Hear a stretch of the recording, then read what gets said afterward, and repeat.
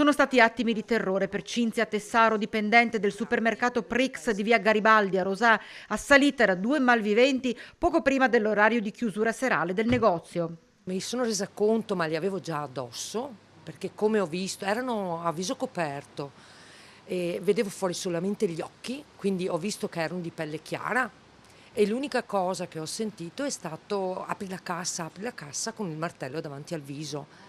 E, non ho fatto nulla sinceramente, non ho né urlato, ma mi sono mancate sinceramente anche forse la forza o la voglia di urlare perché il martello ce l'avevo proprio davanti alla bocca. Momenti agghiaccianti per lei, un incubo. Quanta paura ha avuto in quel momento? Ma in quel momento non tanto. Dopo sì, dopo è scesa l'adrenalina e allora sì, ci sono state un paio di notti insonni. Sono riusciti a rubare qualcosa? No, hanno provato a martellate ad aprire, però non si è aperto niente e Quindi hanno quindi... preso a martellate la Sì, cassa? sì, sì, sì, quella là dietro.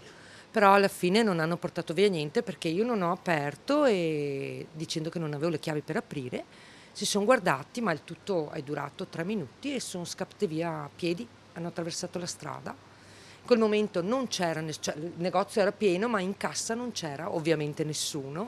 Un'azione violenta e fulminea, e la mente corre a un'altra aggressione simile avvenuta qualche tempo fa al Magicaffè, sempre a Rosà in via Manzoni, quando ignoti rapinarono una barista minacciandola anche in quella circostanza con un martello. Episodi denunciati, forse potrebbe trattarsi delle stesse persone, ma intanto cresce la preoccupazione. Ci vorrebbe forse un po' più di protezione, ecco, di vigilanza, però che purtroppo manca. E adesso, soprattutto con il buio, sì, andare fuori di sera, anche se noi l'incasso lo lasciamo nelle cassaforti, insomma, noi non andiamo fuori con i soldi del negozio, quindi a noi quando usciamo non abbiamo niente, però comunque la paura rimane alta.